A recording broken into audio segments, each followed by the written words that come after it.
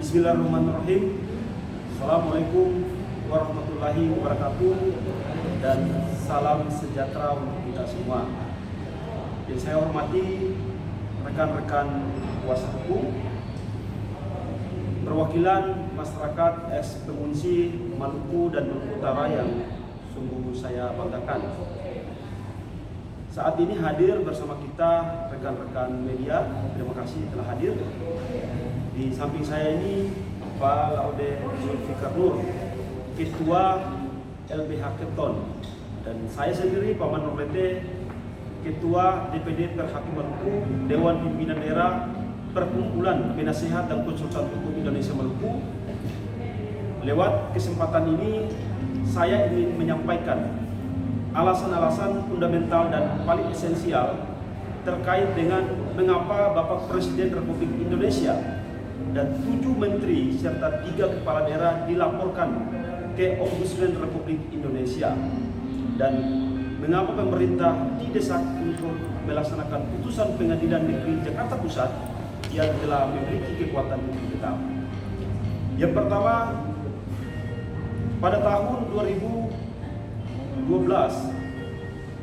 masyarakat korban kerusuhan 1999 di Maluku melayangkan gugatan kelas action ke Pengadilan Negeri Jakarta Pusat, dan pemerintah sebagai tergugat dihukum untuk membayar kerugian atas kelalaian dalam melindungi hak warga negara sebesar 3,7 triliun.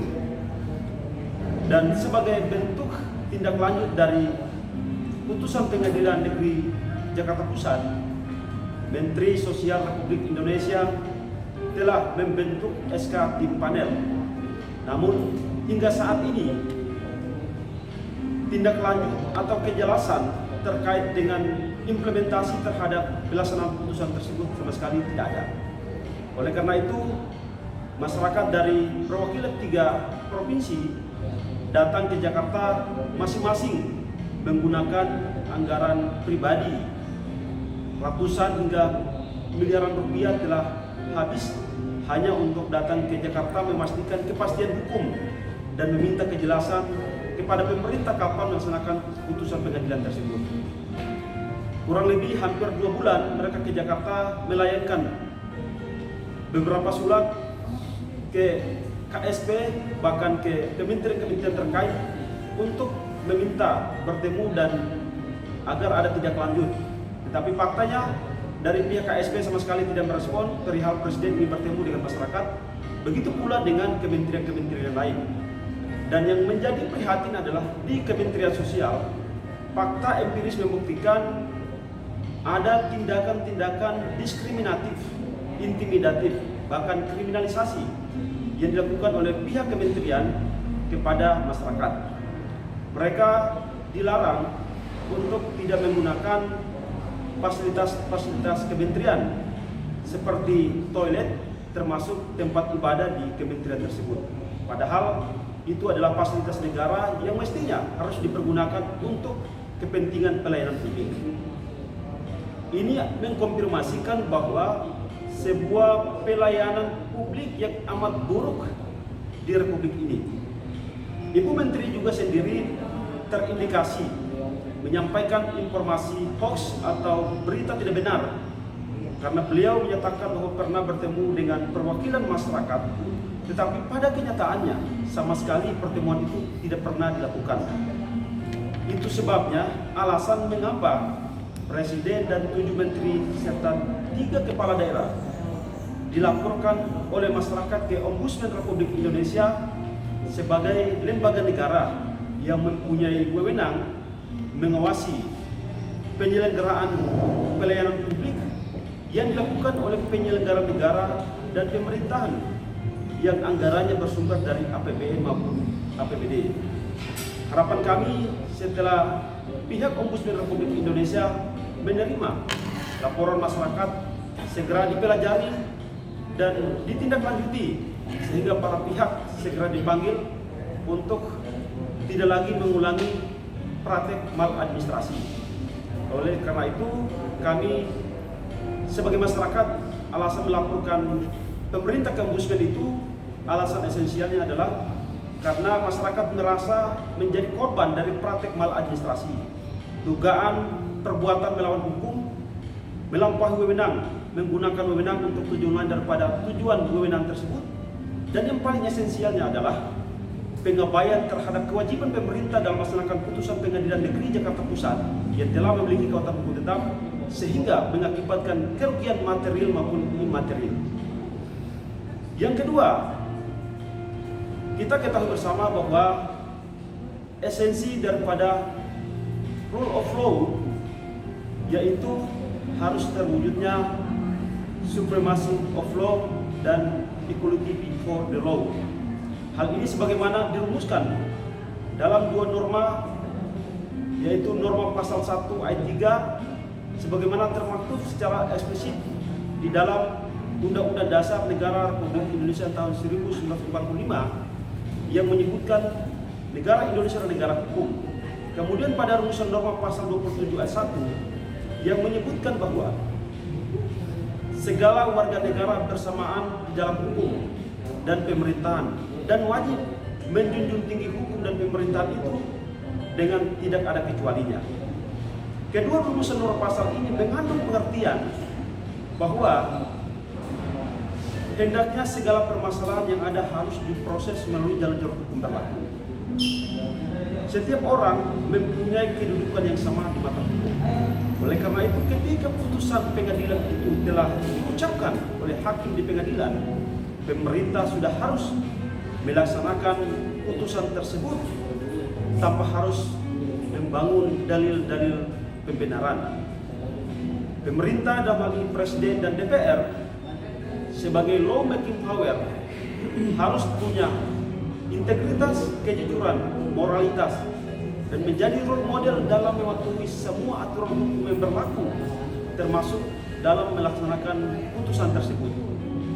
Bagaimana mungkin masyarakat warga bangsa ini mau melaksanakan semua aturan yang berlaku, termasuk mematuhi putusan pengadilan, sementara pemerintah sendiri melakukan pembangkangan terhadap putusan pengadilan yang memiliki kekuatan tetap. Oleh karena itu, kami menegaskan bahwa ketidakpatuhan terhadap putusan pengadilan yang telah memiliki kekuatan hukum tetap adalah sebuah presiden buruk dalam kehidupan berbangsa dan bernegara. Saudara-saudara yang kami hormati, prinsip negara hukum sesungguhnya adalah the rule of law not of man, yaitu pemerintahan pada pokoknya hukum sebagai sistem, bukan orang perorangan yang hanya bertindak seperti wayang dari skenario sistem yang mengaturnya. Kita ketahui bahwa hukum yang mestinya harus menjadi panglima, karena itu negara sebagai organisasi besar, apabila semua pejabat penyelenggara negara dan pemerintahan dalam hal ini presiden dan para menterinya suka melanggar hukum dan tidak mematuhi aturan hukum berlaku, termasuk tidak mau melaksanakan putusan pengadilan, mestinya tidak boleh diikuti, karena mereka hanya seperti wayang yang silih berganti di atas panggung politik. Tetapi sistemlah sebagai panglima, sistem hukumlah sebagai panglima yang harus dipatuhi dan ditaati. Dengan demikian, kami perlu tegaskan bahwa kesadaran etis, integritas, dan transformasi pemimpin yang bermoral adalah kunci dari pelaksanaan putusan pengadilan tersebut. Sering kita dengar istilah leadership transformation and moral transformation and leadership. Itu adalah kunci utama bagi seorang pemimpin di Republik ini dalam melaksanakan urusan-urusan pemerintahan sebagai pejabat publik. Saudara-saudara, putusan pengadilan harus dipatuhi dan ditaati, karena itu adalah cerminan positif bagi pemerintah. Pemerintah harus menjadi role model bagi warga bangsa ini. Pemerintah harus punya keteladanan. Dan kita perlu ketahui bahwa pengadilan merupakan ibu kota dari kerjaan hukum. Baik buruk hukum di Republik ini tergantung dari vonis hakim di pengadilan. Tetapi juga baik, buruk, dan hukum itu sendiri sangat ditentukan dari sejauh mana putusan pengadilan itu ingin dilaksanakan atau tidak oleh penyelenggara negara dan pemerintahan, baik yang ada di rumpun cabang kekuasaan eksekutif, legislatif, maupun yudikatif itu sendiri. Dan perlu kita ketahui bahwa fakta empiris membuktikan hari ini semenjak putusan pengadilan dari 2012 dan telah memiliki kekuatan hukum tetap hingga saat ini sama sekali tidak dilaksanakan oleh pemerintah. Ketidakpatuhan terhadap putusan pengadilan mengkonfirmasikan bahwa saat ini sedang dan tengah terjadi distorsi, disorientasi, dan deviasi terhadap nilai-nilai bernegara, real hukum yang berlaku, dan nilai-nilai etika berbangsa. Secara normatif, etika kehidupan berbangsa telah diatur dalam Tab MPR nomor 6 tahun 2021 yang mengandung pengertian bahwa seorang pejabat publik harus memiliki kesadaran etis, berintegritas, berperilaku jujur, mempunyai budaya malu, dan harus bijaksana, dan yang paling penting adalah tidak munafik. Oleh karena itu, kita berharap pemerintah harus punya kesadaran etis dan punya integritas. Indonesia bukan hanya negara yang menjunjung tinggi legal norm, tetapi juga legal etik. Indonesia bukan hanya negara yang menghormati tegaknya rule of law, tetapi juga rule of ethic. Karena itu konstitusi kita tidak hanya dipahami sebagai hukum tertinggi, tetapi juga sebagai etika tertinggi. Dan konstitusi kita lebih tepatnya harus disebutkan sebagai norma tertinggi, baik sebagai norma hukum tertinggi maupun sebagai norma etika tertinggi. Etika merupakan basis kerjanya hukum, dan koherensi antara etika dan hukum seperti bangunan dan fondasi. Bangunan kerajaan hukum berdiri tidak akan kokoh apabila fondasi etika atau moralitas penyelenggara akan rapuh. Mengutip pernyataan R. Warren, Ketua Mahkamah Agung Amerika Serikat yang ke-14, pernah berkata bahwa hukum itu mengapung di atas lautan moralitas. Dan oleh Jimli Asidiki, Ketua Mahkamah Konstitusi Republik Indonesia yang pertama, mengibaratkan hukum itu seperti kapal dan moralitas itu seperti lautan. Kapal hukum berlayar tidak akan sampai ke pulau keadilan jika lautan moralitas itu menjadi kering.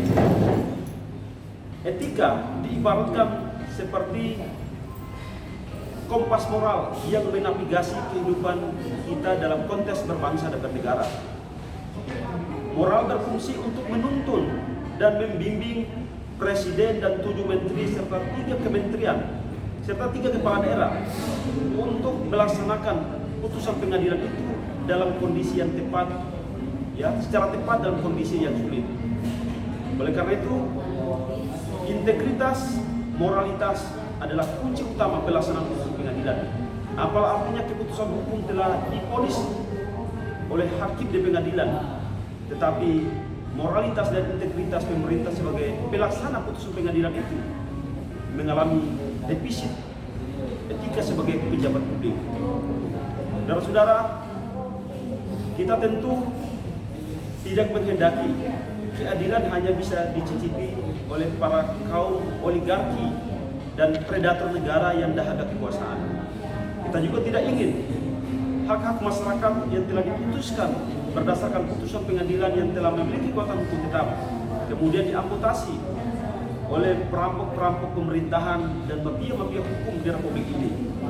Walaupun dalam perjuangan ini mengalami tantangan dan rintangan sebagai konsekuensi logis dari perjuangan untuk memperjuangkan keadilan, kenyamanan kita sering terusik, tapi saya aku yakin dengan konsistensi dan spirit yang kita hari ini tunjukkan, insya Allah sebuah keadilan akan terwujud bagi kita semua. Sebagai akhir dari penjelasan saya mengutip pernyataan Sokrates, bapaknya para filsuf, pernah berkata, mereka yang membenci ketidakadilan harus mengorbankan kenyamanan untuk mencari kebenaran. Dan kita berdoa semoga ada setitik cahaya keadilan di tengah-tengah penegakan hukum rimba dan ketidakpastian hukum di Republik ini. Semoga Indonesia menjadi negeri yang paldatun, toibatun, warapun kepur. Demikian dari saya, mungkin ada penambahan dari Pak Ketua LBH Ketor, Pak Oden, silakan. Terima kasih. Terima kasih saudara saya Pak Salman Lete dari Perhimpunan Advokat dan Konsultan Hukum di Maluku, Perwakilan Maluku ya. Jadi menyambung apa yang disampaikan tadi, memang harapan masyarakat saat ini setelah lahirnya SK Timpanel November 2021 yang ditandatangani oleh Menteri Sosial itu mestinya sudah dijalankan, harusnya sudah dijalankan karena ini sudah 2 tahun dari tahun 2021 dan tahun ini sudah 2024 itu belum ada rapat Timpanel satupun, tidak pernah ada. Kami sudah beberapa kali ke daerah untuk menemui beberapa perwakilan dari daerah anggota Timpanel dari Maluku, Sulawesi Tenggara. Mereka menyampaikan belum pernah ada rapat Timpanel. Yang ada menteri ini seperti bersurat kepada gubernur permintaan data yang itu yang kami anggap salah satunya itu melanggar administrasi persuratan dalam negara itu yang kita laporkan salah satunya di Ombudsman. Karena kenapa? Sudah ada Timpanel. Mestinya Ibu Menteri mempercayakan saya Timpanel ini tidak perlu lagi bersurat karena ketua Timpanel itu adalah Dirjen Linjamsos. Jadi harapan kita Ibu Menteri tinggal mengaktifkan saja, memerintahkan saja ketua Timpanel dalam hal ini Dirjen Linjamsos agar segera rapat, membentuk tim teknis dan segera menjalankan tugasnya. Tugas-tugas apa yang ada di dalam Timpanel? Yang pertama verifikasi data, yang kedua penganggaran. Saya pikir itu saja mungkin yang pokok-pokok daripada tugas Timpanel. Jadi harapan kita mudah-mudahan ini juga didengarkan sama Pak Jokowi agar segera memerintahkan Ibu Menteri untuk segera menjalankan amar isi putusan tadi. Jadi itu saja mungkin. Saya pikir cukup ya para wartawan. Saya nambah 1 menit saja. Jadi karena pemerintah sebagai tergugat dan yang dihukum dalam amar putusan untuk membayar kerugian itu adalah Pak Presiden dan 7 menteri serta 3 kepala daerah. Oleh karena itu kami mohon Bapak Presiden harus mengambil alih komando, ya, berkoordinasi dengan para pembantunya dalam hal ini para menteri-menteri terkait dengan 3 kepala daerah itu, sehingga perlu ada kebijakan yang berpihak untuk melaksanakan putusan itu. Paling tidak kalau tahun ini belum dianggarkan dalam hal ini menjadi agenda pembahasan DPR dengan pemerintah, maka tahun depan harus sudah dianggarkan, harus menjadi pembahasan. Sehingga intinya apa yang diharapkan oleh masyarakat, tujuan daripada negara hukum itu harus terwujud, yaitu mewujudkan keadilan yang berkepastian, kepastian berkeadilan serta kemanfaatan untuk seluruh rakyat Indonesia. Jadi kami butuh kepastian hukum pemerintah dalam melaksanakan putusan pengadilan. Demikian yang perlu kami sampaikan. Saya pikir cukup ya. Ya, cukup.